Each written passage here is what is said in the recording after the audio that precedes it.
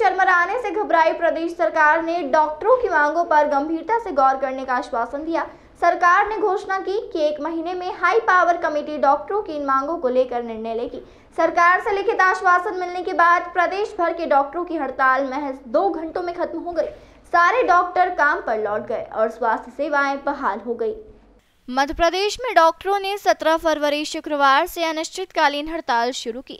पुरानी pension scheme, अस्पतालों में व्यवस्था, संसाधन बढ़ोतरी, अस्पतालों में प्रशासनिक अधिकारी के बजाय चिकित्सकीय संवर्ग के अधिकारियों की पदस्थापना सहित अन्य मांगों को लेकर यह हड़ताल की जा रही थी। उधर अपनी मांगों को लेकर डॉक्टरों की सेंट्रल कमेटी के पदाधिकारी भोपाल में डेरा जमाए हुए थे। चिकित्सा मंत्री विश्वास सारंग से चर्चा के बाद डॉक्टरों का प्रतिनिधिमंडल मुख्यमंत्री शिवराज सिंह चौहान से मिला। डॉक्टरों ने सीएम के सामने मजबूती के साथ अपनी मांगे रखी। इस पर मुख्यमंत्री ने हाई पावर कमेटी गठन की घोषणा करते हुए 1 महीने में सारी मांगों को लेकर निर्णय लेने की बात कही। इसके बाद डॉक्टरों ने हड़ताल खत्म करने की घोषणा की। हड़ताल से स्वास्थ्य सेवाओं पर खासा असर हो रहा था और मरीज परेशान हो रहे थे।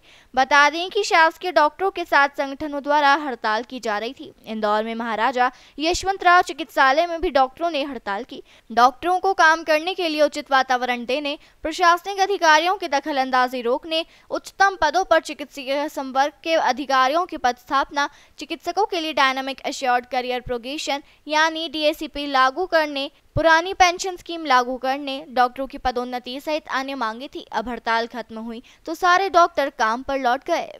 हमारे जो सेंट्रल कमेटी है चिकित्सकों की, माननीय स्वास्थ्य मंत्री, चिकित्सा मंत्री के बाद में माननीय CM साहब के साथ भी बात हुई है। तो CM साहब ने और माननीय स्वास्थ्य मंत्री जी ने हमें ये आश्वासन दिया है और लिखित में आश्वासन दिया है कि विदिन 1 मंथ में एक हाई पावर कमेटी बनाई जाएगी जो कि इन मांगों पर विचार करेगी और 1 महीने के अंदर रिपोर्ट दे देगी और लागू करेगी। और उसके बाद में उसके मिनट्स भी लिखित में दिए गए हैं। क्योंकि CM साहब ने खुद मंत्रालय में बुला के बात की है, तो हम CM साहब की बात के बाद में अपनी स्ट्राइक को हम विड्रॉ कर रहे हैं और 1 महीने के अंदर मान लो हमारी मांगें नहीं मानी गई तो 1 महीना बाद पुनः हम खड़े हो जाएंगे वापस और हम इस आंदोलन को फिर शुरू करेंगे। सर, स्वास्थ्य सेवाएं में जो अभी तक प्रभावित हो रही थी वो वापस से बहाल हो रही है? बिल्कुल, इमीडिएटली हमारे डॉक्टर्स हैं वो तो गरीब मरीजों की तकलीफ को नहीं देख सकते, चिंतित हैं। हम लोग उनकी चिंता कर रहे हैं।